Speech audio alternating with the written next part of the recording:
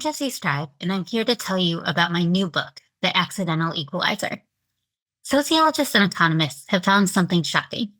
Students who graduate from college go on to earn about the same amount, regardless of their class background.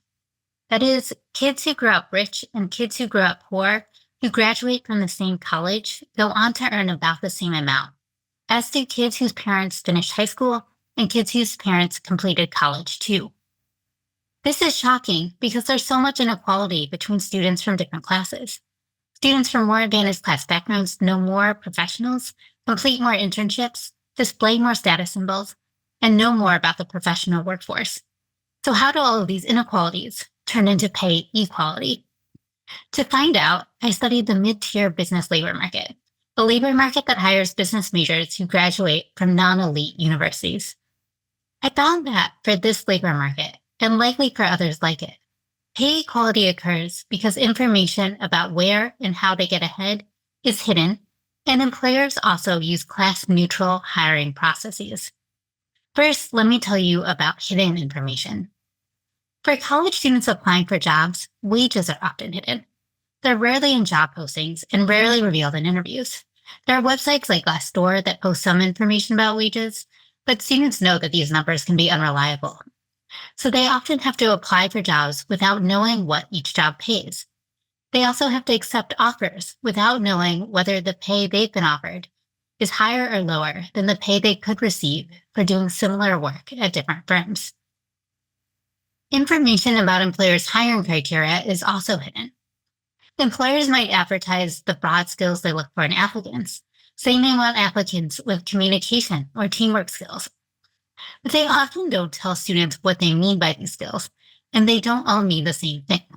For example, one hiring agent might think that good communication skills means being concise, and others might think it means being long and detailed. Students can't do both at once, and they don't know which each employer will reward. Students' connections aren't more helpful. Though advantaged students get more people to help them, their connections also don't have information about where or how students can get ahead.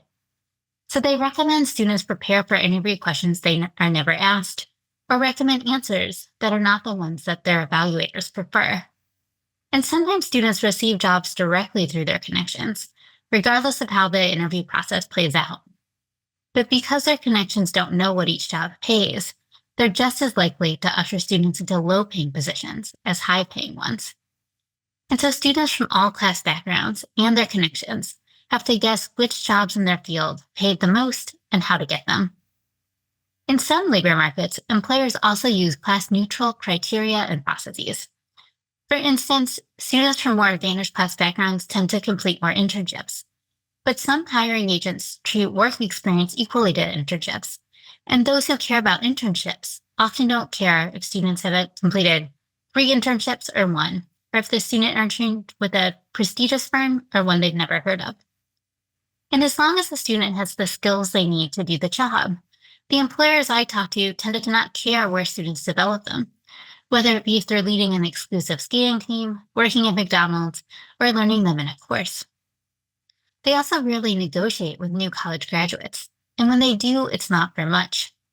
So hidden information means that students from all classes must guess where and how to get ahead. And employers' class-neutral criteria means that their guesses are equally likely to pay off. Students from unequal classes receive equal earnings, then because luck and not class determines their pay. So I wrote this book to try to understand how a movement of equality can emerge in a sea of inequality. What I learned puts us all in a difficult position. Information about where and how to get ahead allows the advantaged to use their greater resources to game the system and to earn more pay. It's that information is hidden that allows there to be equality. Therefore, if we want to keep pay equality for graduates from all class backgrounds, we need to advocate against transparency. That's not a trade-off that everyone will want to make.